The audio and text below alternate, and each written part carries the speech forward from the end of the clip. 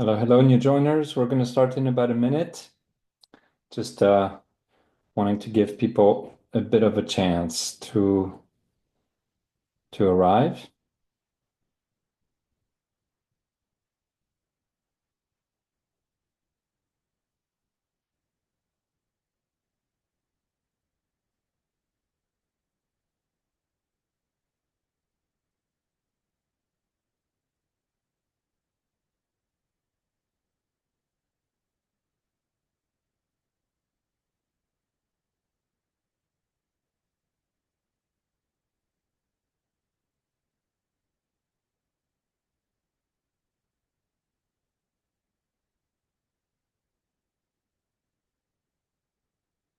Okay, good. Welcome, everybody. Let's get started since it's already a couple of minutes past the hour. So welcome, everybody, to this first real content session on the structured problem solving for your final report webinar, for your final reports.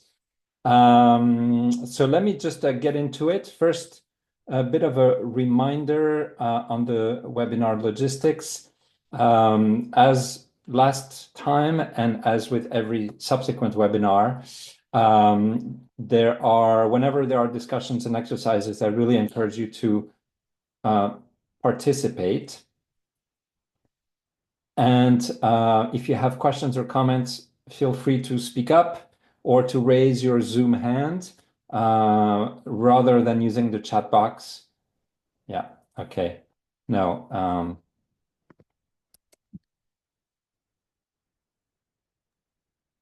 Yeah, I'm having the same issue.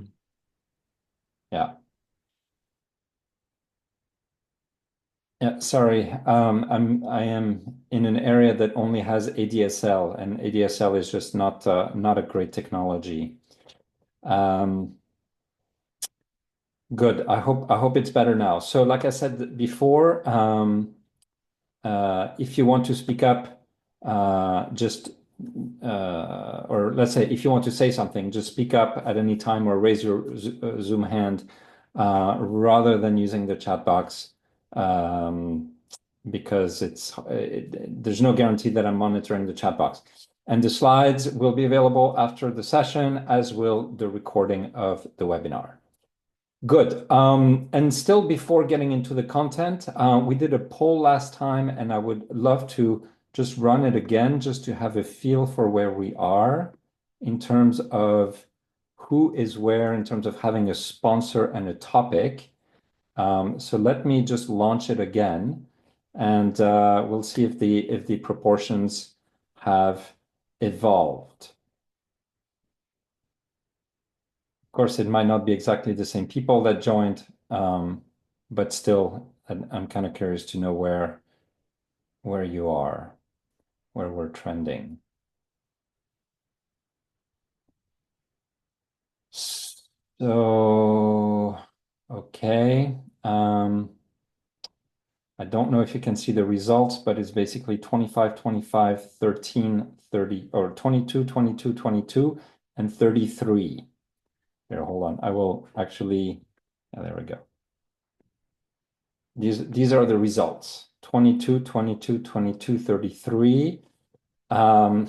So compared to last time, it would actually suggest that like things have kind of gotten a little bit worse. It might not be true. It could be that different people have answered.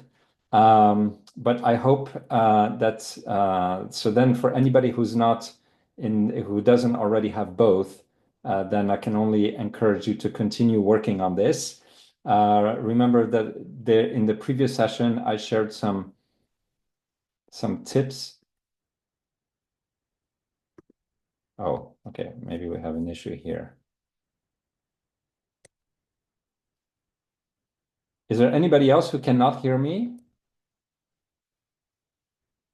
No, you're breaking up quite a bit. It has been better in the last 2 minutes, but Right yeah. now, everything seems fine. Okay.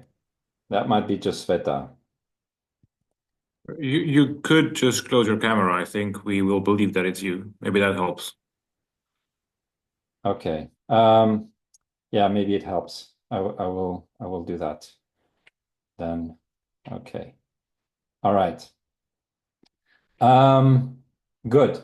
Okay, so as I was saying, in the previous session, in the slides from the previous session, there were tips on how to find a sponsor and a topic at the same time.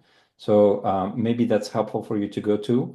And I think it's great that you're here, even though you haven't completed this. And I very much encourage you to do the optional assignments, even if you don't have yet a topic, because it will help to build your muscles accordingly. Good. So what we will do today, three simple things. So I'm going to just give a very quick recap of the key points from last time around the methodology. And then we're going to start with phase one. Basically, it's about defining the problem. And today is the first of two webinars on the topic of defining the problem. Yeah. And then we'll close and next steps. Good. So quick recap of what we discussed last time.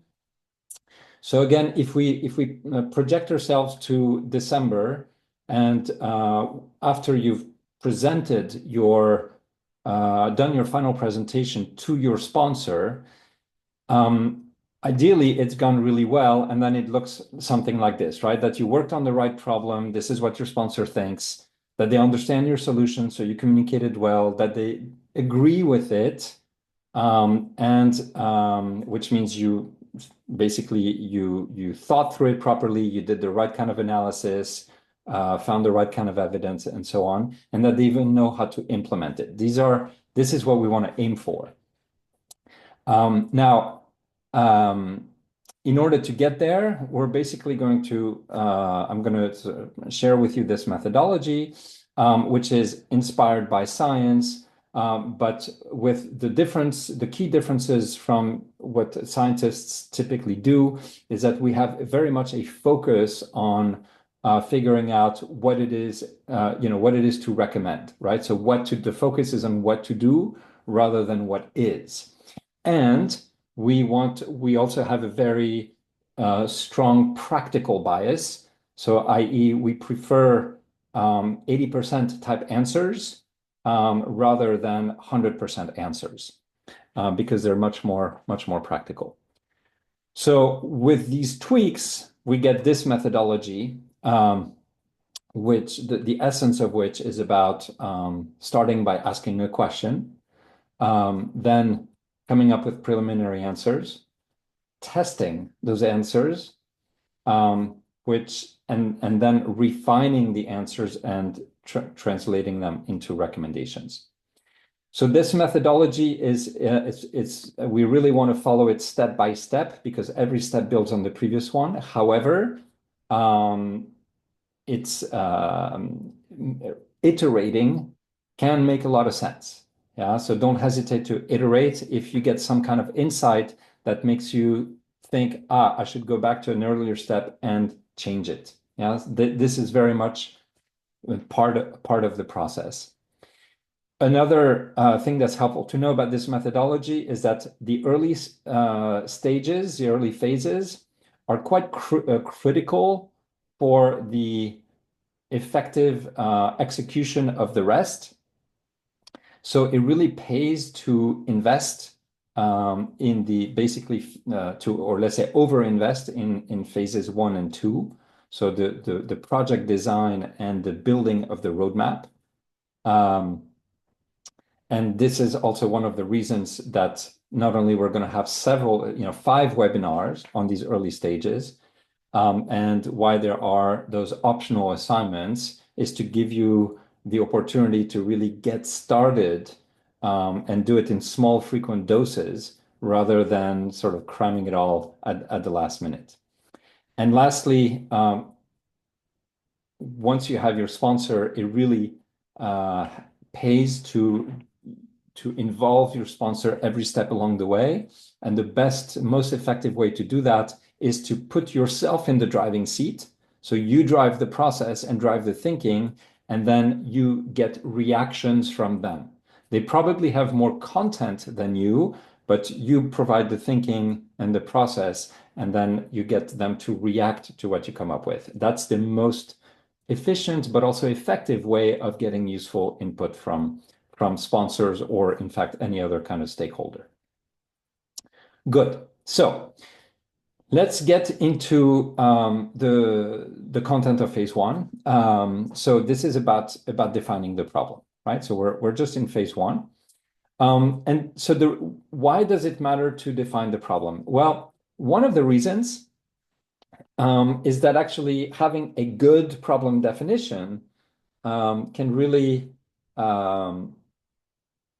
it helps not only to make the execution, makes not only the execution of the problem easier, but it can lead to better solutions. Yeah. And so actually, since we're on the topic of problem definition, I would love to ask you, has any of you ever learned in a formal way? Has anybody ever taught you in a formal way how to define a problem? Just kind of curious to know. Through some kind of a training or in some literature. We all have an intuitive sense about what a problem is, but has any of you learned in a formal way?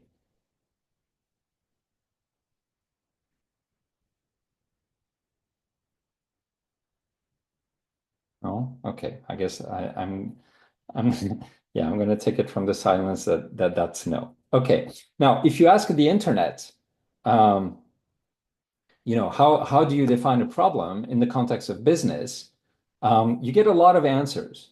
Some of them are good, some of them are not so good, but in the end, it can be a little bit confusing. So I'm going to try to guide you I'm going to show you a way to do it that is actually really effective, right? So what I want to do is I want to do it through an example. I'm going to go back to the case that I briefly introduced you to last time, the help desk case. So imagine we received a letter from the CEO of help desk that basically says, I'm the CEO of help desk and looking for consultants to solve my company's problem. So again, help desk provides IT support to other businesses. And for a fixed monthly fee, basically the clients of help desk can make unlimited calls to help desk to ask for help and on solving the IT problem. So help desk tries to solve it over the phone, but when they can't do that, then they dispatch technicians from a mobile unit, a dedicated mobile unit, to solve the problem at the client site. Yeah. Now, what's been happening is that in the past several years, revenues have grown a lot, but profits have also declined consistently on a consistent basis. And so now the company is so unprofitable that the board basically brought this new CEO in last month and gave the CEO a mission to turn around the company in the next 2 years. So this CEO is asking for help from consultants. So what is the problem here? What is the problem that needs to be solved? So I'm going to show you some problem definitions, and I'd love to get your reactions on what you think about that. Yeah, and please don't hesitate to open up the mic and speak, but you can also put it in the chat box if you want. So here are 3 potential problem definitions, right? Help desk is highly unprofitable. Help desk risks bankruptcy. Costs have been rising much faster than revenues. What are your thoughts about this? Any thoughts about defining the problem in any of these ways?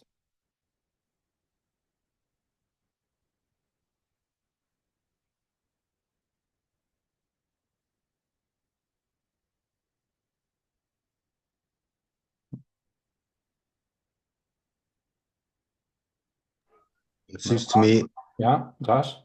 yeah, it seems to me that those are just statements and not really problems. Good. I mean, they are problems, but somehow it's the way it is. That's very good. I think that's a great description. That's right. Yeah. So indeed, these are statements, and they're all kind of describing bad things, we could say, or issues in a more formal way. All are probably true, but exactly like you say, they're not explicitly telling us, first of all, that we need to do anything, and let alone what we need to solve for, right? So at best, the problem is implicit in these statements and subject to interpretation, but so that's not really useful, right? So first thing, statements like this, not really helpful. So how can we do better? And here, I like to take inspiration from Einstein, one of the greatest problem solvers of all time, and this particular aspect, right? That it really helps to describe whatever it is that we're trying to solve in a simple way. Because if we manage to describe it in a simple way, then it means that we've probably gotten to the essence of it. So if I were to ask actually the dictionary, how would you define the problem? Then this is what we would get. Actually, there's a few different definitions. They're not all completely different from each other, but a few different definitions. And it actually turns out that the very first one works really well for our context, right? So in other words, a question raised for inquiry, consideration, or solution. The great thing about framing a problem as a question, first of all, is that a question demands a response. So it really gives us a task. And then the second thing is that a question, it's very easy to assess if, our work actually answers the question or not, right? Much easier to assess that than against a statement. So moving on, here some potential problem definitions. Why are help desk profits going down? Why have the costs gone up faster than revenues? Have the monthly fees been declining? And if so, why? What do you think about these options for problem definition? Any thoughts about this?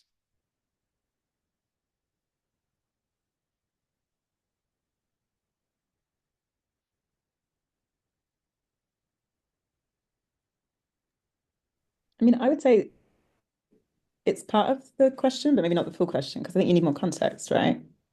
I feel that should be more of an explanation to say, we have observed X, Y, Z has taken place.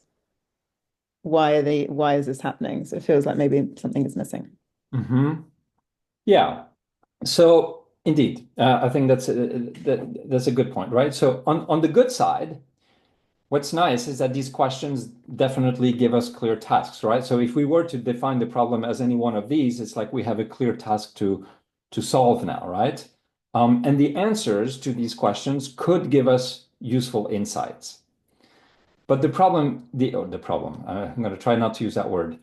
What doesn't work with these questions is that assuming that we get to answers, those answers will not solve help desk situation. It'll just describe what is, how it, how we came to be in the situation we're in, but it doesn't tell us how to get out of it, right? So that's not useful enough. And there's a reason for this. You see, it actually turns out that there are different types of questions whose value added basically is also different, right? And complexity. So the simple, let's say the least complex and least value add type of question is what's called a descriptive question. Have production costs? Yeah, production costs increased? Yes, no. Here's by how much, and so on. More helpful, which are the questions we just saw, are diagnostic questions. So these are questions that provide us an understanding into why something happened, right? It gives us understanding, but that's still not helpful enough for us, right? So scientists and academics basically earn a living by trying to answer those kinds of questions, diagnostic questions, but we have different needs. The next type of question is predictive question, right? Are production costs likely to increase? Futurologists tend to make money off of these questions. But again, that's not quite what we want.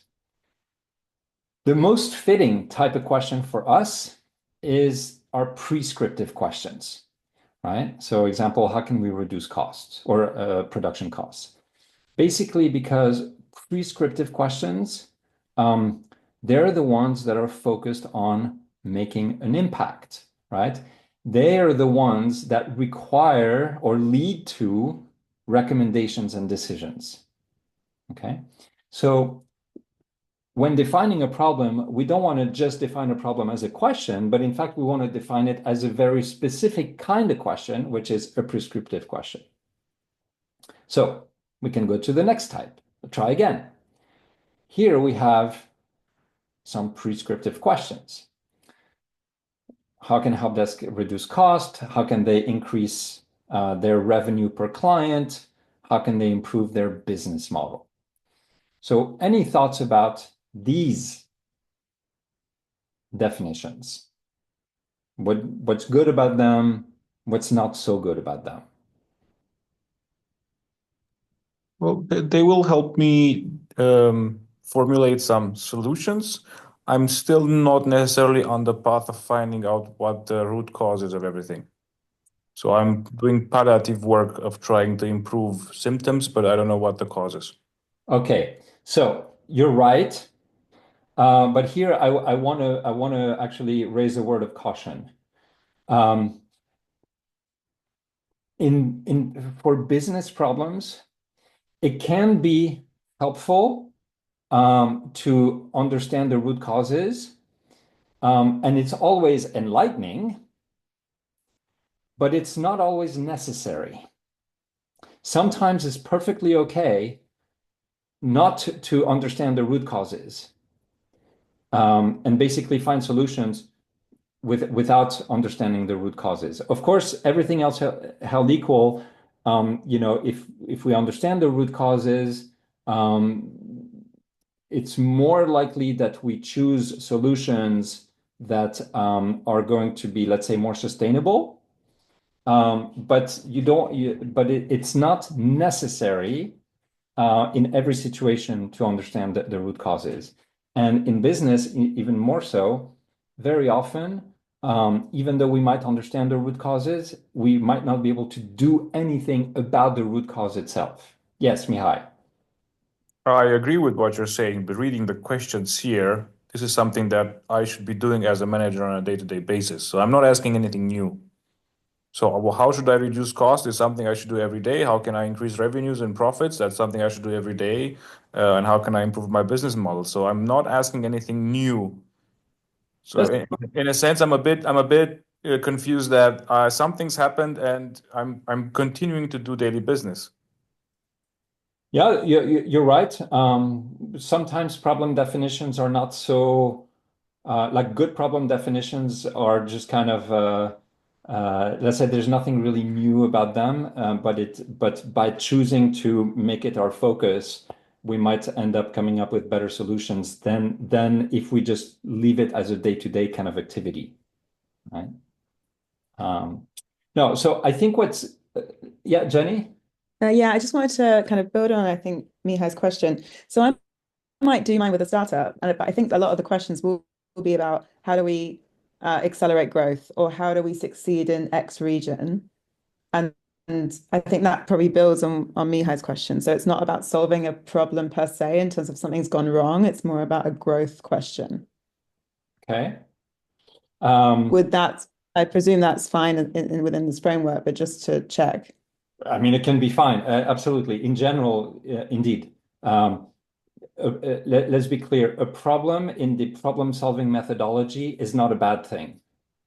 It doesn't necessarily point to bad things. So indeed, it's like, how can we accelerate growth? It all sounds very exciting, but because it's a question about what to do, that still is a problem.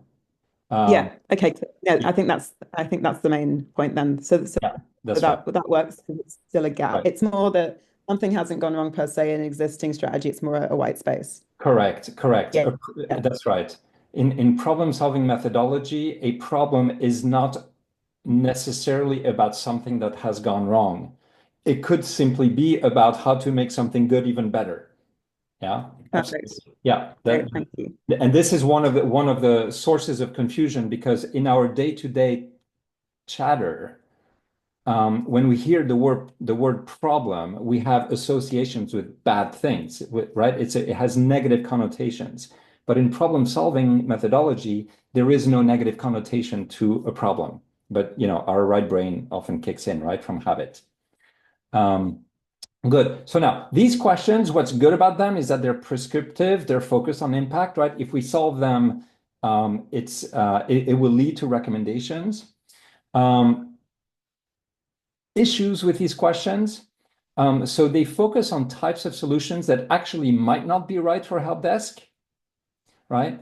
And basically, more broadly, what I would say, so there's an element of solution forcing here, and it's not justified by the context that was given. So in other words, none of these questions align with what the CEO asked. The CEO did not ask in the letter about reducing costs or increasing revenues or improving the business model. So it's not quite right. It could be that ultimately we want to reduce costs or we want to improve the business model, but that is not what the CEO is asking for specifically, right? So we need to align it better with the context. So if we do that, then we might come up with something like this. How can help desk improve profits? Or how can they return to profitability? Right? Now, what's good about these questions? Could say, well, they seem to address the situation in a broad enough way. But any buts here? What might not be so right with these questions? Are they too general? Do we need to drill down further? They are, yeah, they're indeed, they're too general in the sense that, well, in the sense that they're maybe a little bit too broad or subject to different, they could be subject to different interpretations. So I'll give you an example. If we say, how desk improve profits? For you, you might not be satisfied until profits have improved by 1 million. I might not be satisfied until they've improved by 10 million. So we have the same, we're looking at the same question, but to you and to me, they actually have different meanings, right? And so it's vague in that sense. So that's not helpful enough. So we want to make it more specific so that everybody understands it in the same way, right? So if we aim for that, we could come up with questions like this. How can help desk restore profits to the levels of 2018 within 2 years? Or to the levels of 2020 within 2 years, or to the levels of 2020 within 2 years, while continuing to grow. So what's nice about these questions is that they're very clear, they're very specific, right? So everybody should understand them the same way. And getting a good answer to any one of these questions would probably take care of the situation that help desk is facing. So that's good. The only thing now is that how do we choose between these three or any other question that meets these two conditions? Well, in the end, it needs to work for the client. I remember what we talked about last time is that in business, problem solving is not just an intellectual exercise, but there's also that whole stakeholder dimension, which is huge, really crucial. Another reason why you want to work with your sponsor, very closely. So we still need to check with the CEO if any of these definitions actually fits the company's needs or fits the CEO's needs, let's say, right? So just to sum it up, basically, a really helpful way to think about a problem definition, so how to define a problem, is basically one specific question about what someone should do, and really in the form of a single sentence, right? A single question, not 5 questions, etc. A single question. When we define it, first of all, as a question, it gives us something clear to do. When we define it as a prescript, so as a question, it gives us something to do. If we define it as more than one question, kind of like 5 questions, The issue is that like we have different parts, and it's not really kind of clear like what is the focus here, right? We probably haven't gotten to the essence. But when we manage to define it as a single question, and assuming it's kind of the right question, then we've gotten to the essence of the problem, right? And that question kind of becomes our North Star in the course of the whole project. At any moment, if you're kind of wondering, oh, should I do this analysis? Should I do this piece of research, etc.? You can always tie it back to the question and be like, will it help me to solve this, to answer this question? And if doing this does not help me to answer this question, then it's probably not a good thing to do. If it does, then it probably is a good thing to do. So we really want to focus it on a single question, define the problem as a single question. We want to make sure that it's specific, i.e., that the meaning is really precise, that it can only be understood in one way by anybody. This way, it avoids, shifting sands. It avoids people thinking that they're on the same page until they realize that they're not. It avoids disappointment, right? So we really want to make it very, very specific. The vagueness is really, it's kind of a curse. In the beginning, everybody can sort of like, might feel comfortable avoiding difficult conversations by sort of draping themselves in vagueness, but ultimately it always comes back to, it comes back to the surface, right? Now, we want to make the question specific, prescriptive, right? So action-oriented, decision-oriented, that's the should do part. And it's also very helpful to state the protagonist explicitly in the question. So instead of saying, how can profits be improved? Stating it as, how can help desk improve profits? This way, there's no ambiguity about ultimately who is the actor that is meant to pursue the action and who will have to implement the actions. Yeah. So these are the technical tests. But then remember, there's always also the non-technical test. So basically the stakeholder dimension, it needs to be validated by the stakeholders. They need to tell us that this definition works for them. That if we solve that question, that they're going to be happy. Yeah. It can't just be us as the problem solvers thinking this is and deciding this is the question that needs to be solved. Any questions so far? Does that make sense? Any concerns?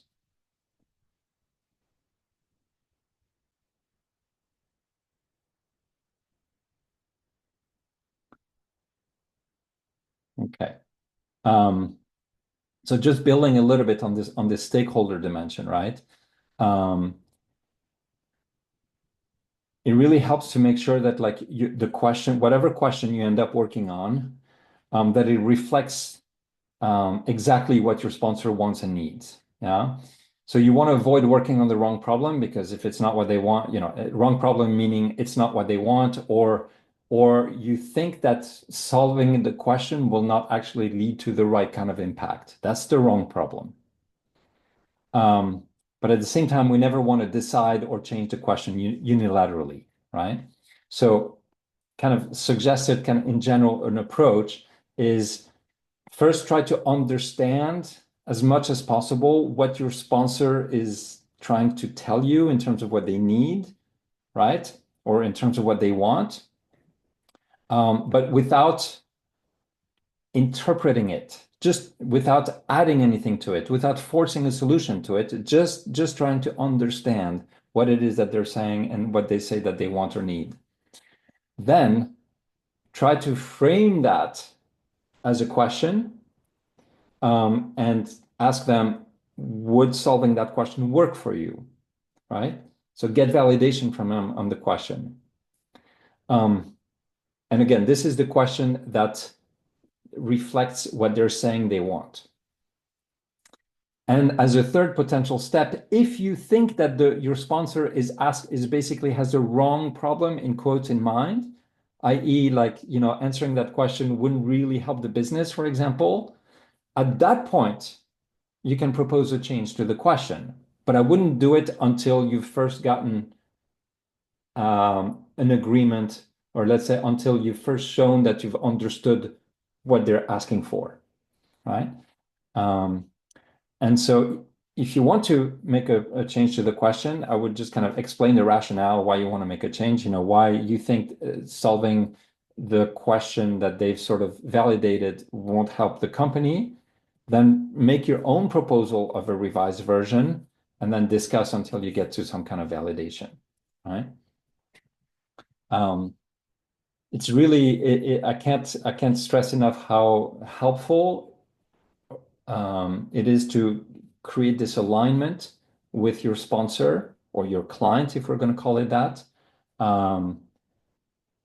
about this question, because this is really about establishing the right kind of foundation and just making sure that you're both on the same page about what it is that you're going to be working on, and you having the conviction that it's actually something that is something worth working on. Yeah. Questions, thoughts? Okay. Then let me also share something like an interesting perspective also on problem framing. Actually, let me just play the video because I think that tells it all. It's a very short video that gives an insight into problem framing. When we try to solve complex, ill-defined problems with the same tools we use to solve routine problems, we run into many pitfalls. One of them is illustrated by the story of the music industry at the turn of the century when it faced the rise of online music sharing. The way they stated the problem at the time was, how do we stop this piracy? And they actually succeeded. They got Napster closed. But there was another way to state the problem, which is the way Apple chose. They defined it as, how do we make money in the age of new technology and digital music? That's what led them to launch the iPod, the iTunes Store, and eventually the iPhone. Stating the problem right is the first condition of good problem solving. Right, so I think it's a very nice little clip that gives insight into the kind of like the value of taking a little bit of time to think about when we try to solve complex, ill-defined. Sorry for manipulation. Sorry,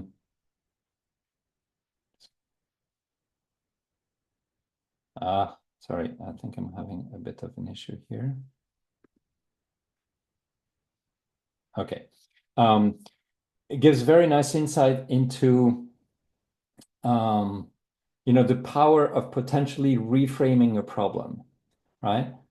So it's not about discarding the older version of the problem, but it's about somehow, in a way, enhancing the version of the problem in such a way that it can actually really widen the set of possible solutions, right?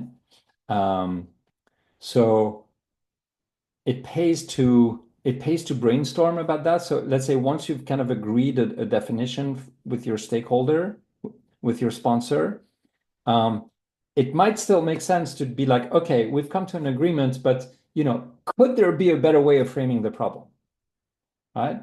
A way that is more expansive, that opens up a broader set of solutions than the current way of framing the problem. And just kind of exploring this with your sponsor, with other stakeholders, right, might lead to a better solution, but also that whole process can contribute to basically creating buy-in and even building, relationship and building trust. So something to think about in terms of the way that you frame the problem. It could have a direct impact on the kinds of solutions that actually come out of your work. Good. So let's say that we have nailed the question with our sponsor, right? So sponsor is on board. We like the question. We feel good about the question. So, great success. And then we start to go talk to other people that we're going to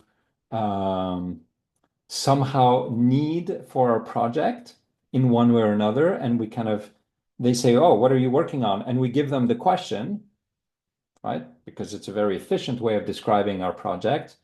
And then all of a sudden you see that they're not interested. They're not interested. You see somehow it's like, oh, they find it deflating somehow. It's like, oh, okay. So what we want is unfortunately, it's not enough to be able to describe well the problem that we want to work on. But in addition, it really pays to be able to explain why the problem matters, right? Not only to other people, but also to ourselves. And why might that be? What's the benefit of being able to frame why the problem matters? Well, there's actually a lot of benefits. So one of them is if you can explain to yourself and to anybody else why the problem matters, it's a way of ensuring that you're actually solving the right problem, right? If you can't convince yourself that this problem matters, maybe you're just not solving the right problem, right? And that ties directly also to the notion of motivation. And of course, it's just much more meaningful and energizing to be working on a problem that you're motivated about, right? Furthermore, it ties into the notion of clarity. So when we understand why a problem matters, it sharpens our thinking on the solving of it and can even help us to discern better between solutions. Because if we understand why this problem matters, then we'll be able to be like, okay, yeah, then because of this solution is a better fit, right? It's also a question of credibility.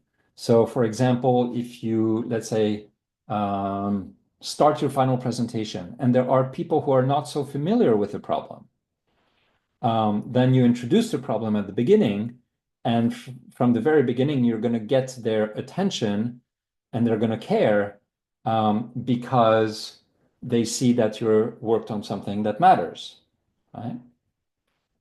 And just more generally, it's something that helps to create alignment, right? So you will probably need to work with a variety of stakeholders in some way or another, or people, you're going to need things from people. And so if you want them to make an investment in time for you or get data for you or whatever, it helps if they can feel like this is worth it, right? And so in other words, if they can appreciate why the problem matters. So what I'm going to do is I'm going to show you a technique to highlight why a problem matters. Generally, the essence of this technique is if you want to get people interested in something, the essence of it is to create a disruption that basically kind of wakes people up and gets their attention. Yeah. And so this technique I'm going to show you actually doesn't come from the world of problem solving, but more from the world of storytelling. Yeah. I'm going to show you first a video of someone who uses that technique, and then I will kind of describe to you the technique itself. So the video is this. This is there's a competition that takes place every year. It's called my 3-minute thesis competition. It's basically PhD students who have been, working on their dissertation for 2 or 3 years, and who now have 3 minutes to present their dissertation to an audience of people from outside their field. And so the whole goal is to make it interesting, right? So I'm going to show you the video of somebody who won this competition a few years ago, and then I will kind of show you what this person has done. Suspects, Science, and CSI. Will you please make Patty very welcome? I used to think that when a crime was committed, the police dusted for fingerprints, put them into a computer, and up popped the driver's license of the person who committed the crime, right? Well, unfortunately, it's not that easy.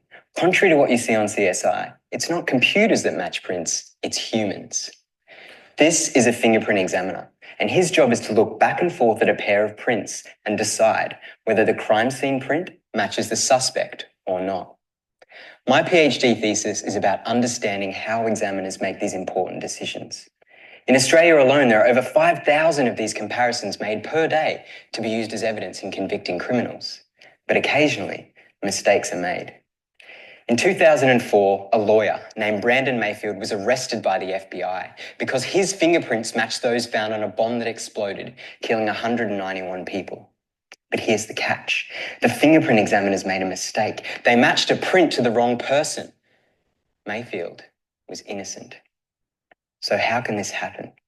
Well, it turns out that despite them testifying in court for the past 100 years, fingerprint examiners have never been scientifically tested for how accurately they can match prints. In my PhD, I started by testing the accuracy of fingerprint examiners at police stations in Queensland, New South Wales, Victoria, South Australia, and the Australian Federal Police in Canberra.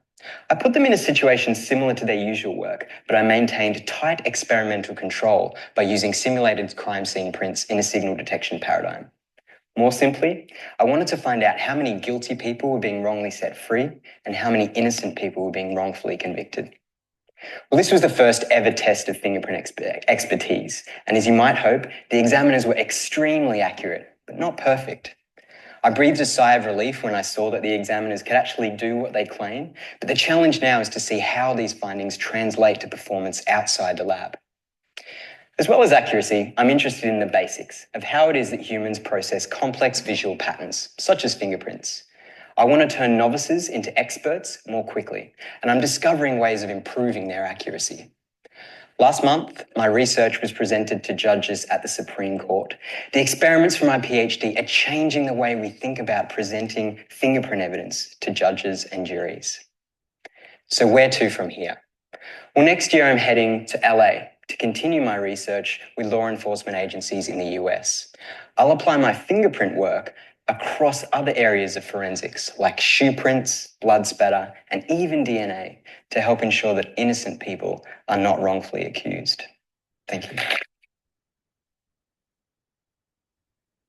Okay, so this is a wonderful piece of storytelling in a number of ways, but let me ask you the following question. Write no in the chat box if you thought that it was computers who actually matched the prints lifted at the crime scene with the prints in the database, and write yes if you knew that it was actually humans that do this.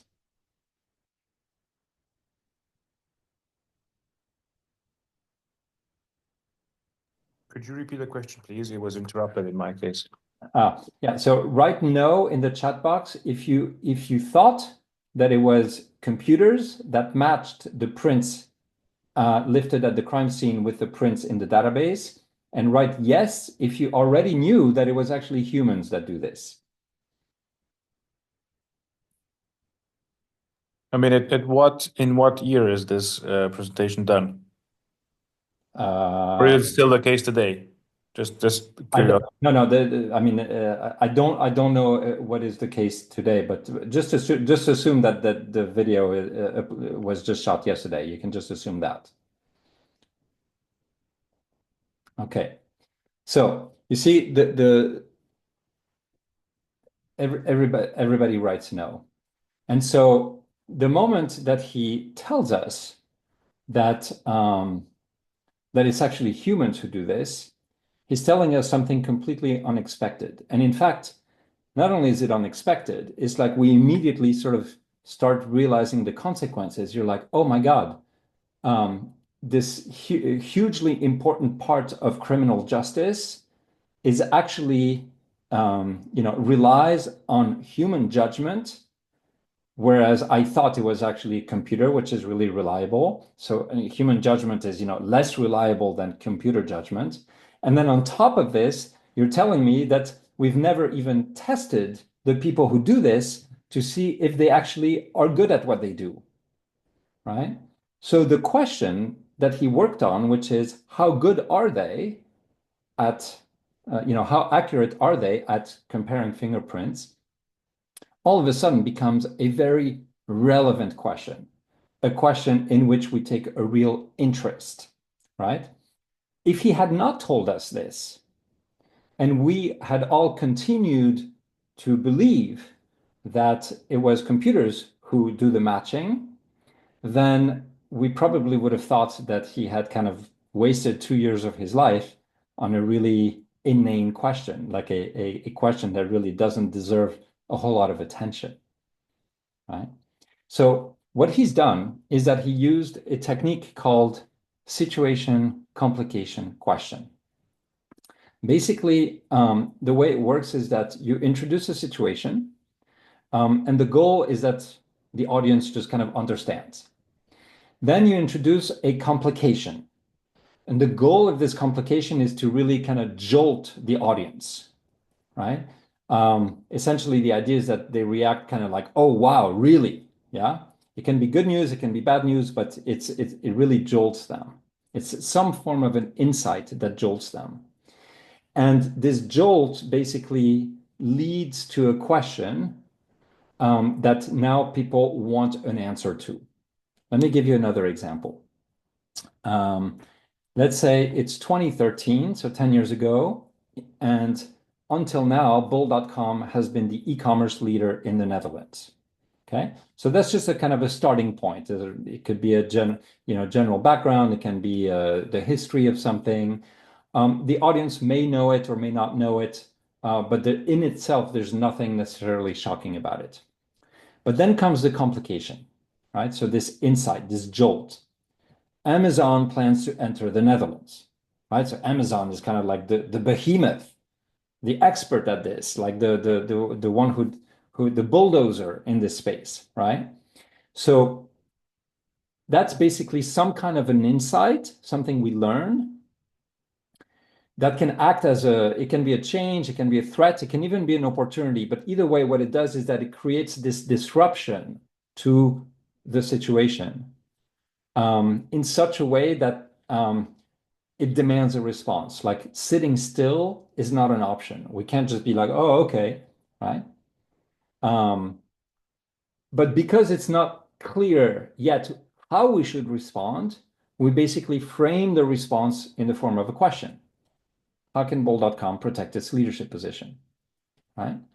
So this question, basically, it follows logically from the way that the complication impacted the situation, and coming up with a good answer to this question would basically put the world in balance again in some way, right? So this SCQ really works like a system, right? And the more disruptive is the complication, the clearer it is why the question matters. So if you have your problem, your question, like how can help desk restore profits within 2 years, then in order to help people appreciate why it's a question that matters, we want to provide it with a context in the form of situation and complication. Yeah. And the nature of the complication really impacts the nature of the question. Let me show you an example. So if we say, I'm going to keep the situation consistent. So ABC's revenues have grown quickly in the last 3 years. That's the situation. And I can introduce a complication, for example, which is an issue, so something not good. At the same time, the company's profitability has declined, right? So then the question could probably be something like, how can ABC restore profitability while continuing to grow? Now, if I introduce a different complication, for example, a major competitor announced plans to enter the market, then the question would be different. It might be something along the lines of, how can ABC protect its market share and margins, right? Or I could even introduce a a complication like this, like now the CEO wants to double the growth rate. So again, we'll have a different question, which in this case is quite obvious. How can ABC double the growth rate? And by the way, complication can even be a good thing, like an opportunity. The key competitor XYZ has gone bankrupt. So now the question might be, how can ABC profit from XYZ's bankruptcy? Okay. So that's how you can help to make sense, or let's say illustrate the importance of a problem that you're working on. It's a really powerful technique, and it really helps to essentially to create clarity. Yeah, I think Francisca Frank, she uses slightly different language for this.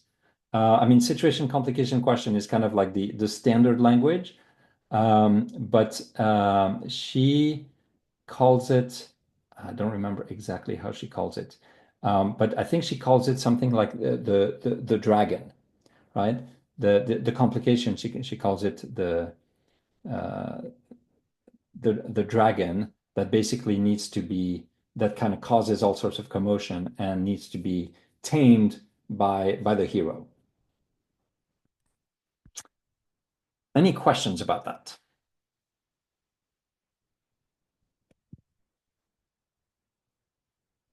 Oh, oops. Oh, whoops.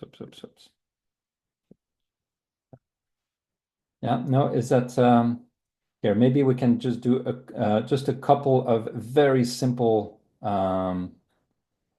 very simple practice here.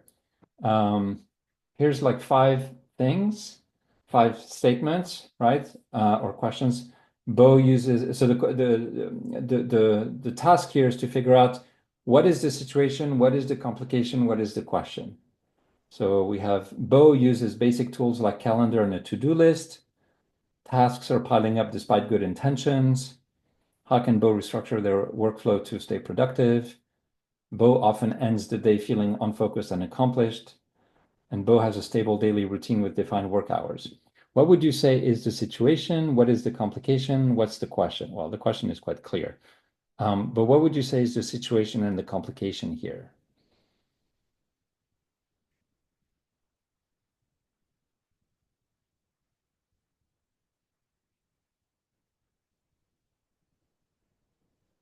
Any thoughts?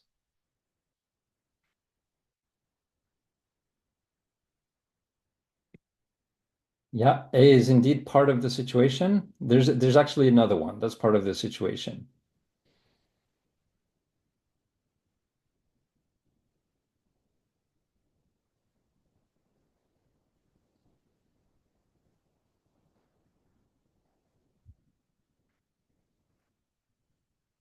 Yeah, so the other part of the situation is E, right? So basically situation, Bo has a stable routine, and Bo uses basic tools. Complication, the tasks are piling up, and Bo often ends up feeling, ends the day feeling unfocused and unaccomplished.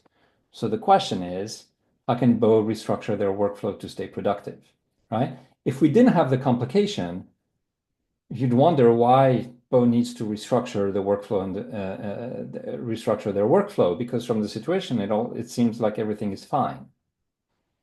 Yeah, that's a little bit the idea. Okay, good. So just a couple of comments. Again, I want to go back to this notion of stakeholder validation. Remember, when we're projecting ahead, right? Want to make sure that we worked on the right problem. That's kind of like the foundation of everything. So you really want to make sure that you have a full validation from your sponsor. Otherwise, there's a risk that you end up working on the wrong problem, and that you realize it too late. Yeah. And if that's the case, that can really just cause like frustration, disappointment for you, for the sponsor. So these are that we want to avoid that. So again, I want to reiterate the value of working really closely with your sponsor, especially in these early stages, to make sure that you really understand what they're asking for, what they need, and that you define the problem together with them, and until you get to a point where you have full validation. And there are some techniques that can help with this.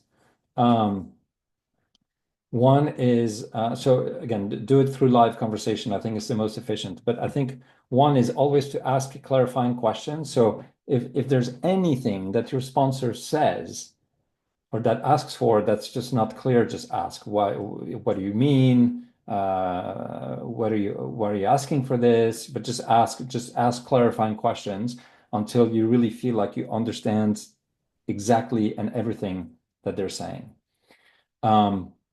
Then also just be really clear on the desired outcome for them, right? Ask them kind of like, what would good look like? You know, imagine if it's December, I've just made my final presentation to you, you're really happy. What are the reasons that you're really happy, right?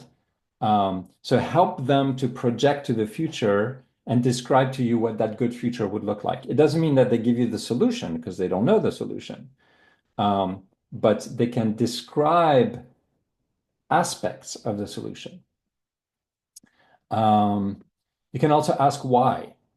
You know, asking why is really helpful. Why are you saying this? Why do you think this problem matters? Why do you need it solved? And so on. So the why questions. Basically, all these questions that you ask them give them an extra chance to reformulate what they have in their minds, or to tell you things that were in their minds but that they haven't already told you. And that's going to enhance your understanding, right? Then another really good technique is to play back and summarize. So I think in conversations like this, every 5-10 minutes, kind of being, pausing and just being like, okay, let me just make sure that I've understood what you've said so far. And you just kind of play it back in a summarized way. And if you got it right, perfect. That means that, then you know, and it also makes them feel very heard, which is great. That builds trust in a relationship. And if you got it wrong, it gives them a chance to correct you, which is also helpful, right?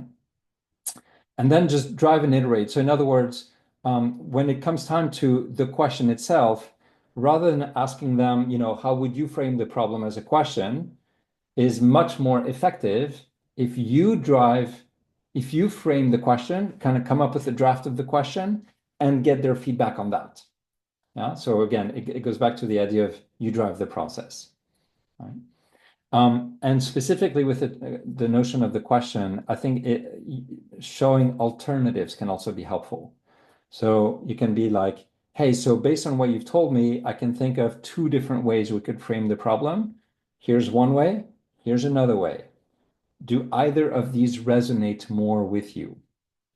And that makes it easier for them to just be like, well, there's these aspects for this first way that you showed me. I like these aspects, but it's kind of missing something else. This other way that you showed me has these other aspects I like, but it's also missing something else. So having these contrasted alternatives increases the chance that you get even more useful feedback from your sponsor. Good. So key recap of today's key messages. So again, invest the time to build a robust design for your project, and in particular, a question, right? Define your problem or frame it as a single and specific question about what someone should do. So a prescriptive question. Use SCQ to show why the question matters, right? To yourself, but also to anybody else that you will be engaging with. And then discuss, build, and validate your problem definition with your sponsor. Make them part of the process. Make sure that you get their input, and ultimately that you get their validation. So next steps. I have a short recommended reading. I think it's a very nice, it's very short, but it's a very nice little read on some pitfalls related to problem solving. But besides that, here's already the first optional assignment. Number one, optional but highly recommended, is basically to draft an SCQ for your project and submit it on Moodle. So that's before the 27th of April, so you still have like 10 days to do that. And the idea is that then in the next webinar, which will be on the 30th, I will provide feedback on 4 or 5 examples. And this way, hopefully, everybody can benefit from the feedback. So not just the people who actually made those SCQs, but in general, that everybody can benefit from that. And just by doing this assignment, you're already starting to put pen to paper and starting to make progress on your project.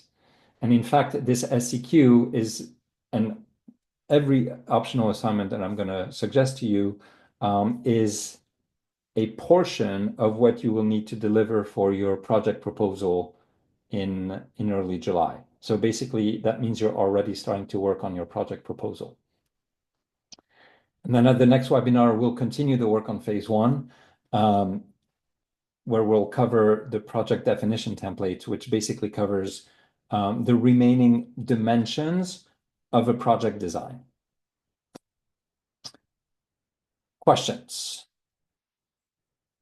from anybody or remarks?